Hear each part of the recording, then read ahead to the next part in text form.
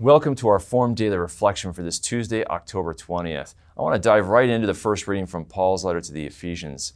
And he's reminding these Ephesians that most of them were Gentiles. So he's going to remind them about their pagan way of life and what they now have in Christ. And it's a great reminder for you and I that we have a great gift in our Christian faith. And imagine not having that faith and what a difference it would make in the way we look at the world and our happiness and our hope especially. In fact, hope is going to be the key word here. It's going to be the key thing that Paul zooms in on and focuses on. So he reminds them at the beginning, you were at that time without Christ, alienated from the community of Israel, and strangers to the covenants of promise, without hope and without God in the world.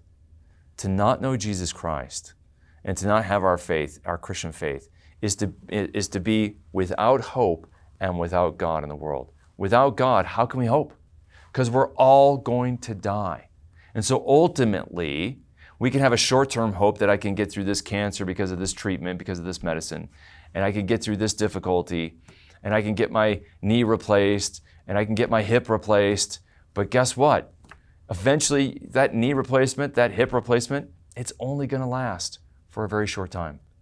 We're not going to live very long. 70, 80, maybe if we're exceptionally strong, 90 years in our 90s.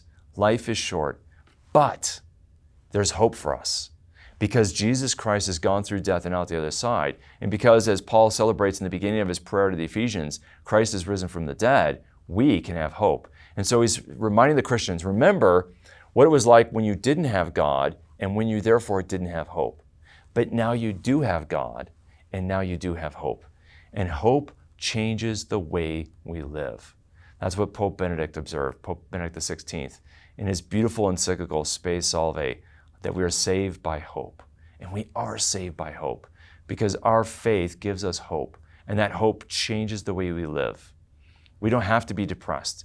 We don't have to live in fear and paralysis of death because we know that death is basically the means to a greater life in Christ.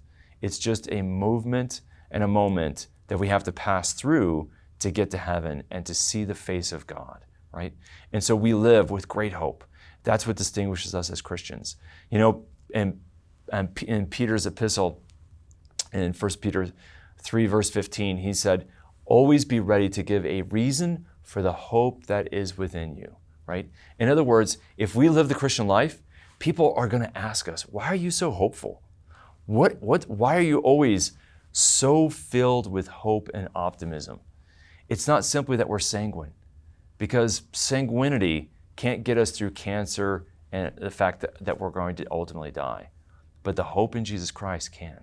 And that's the hope we have to bring to the world today. Let's be hopeful today. Let's be witnesses of hope. God bless you.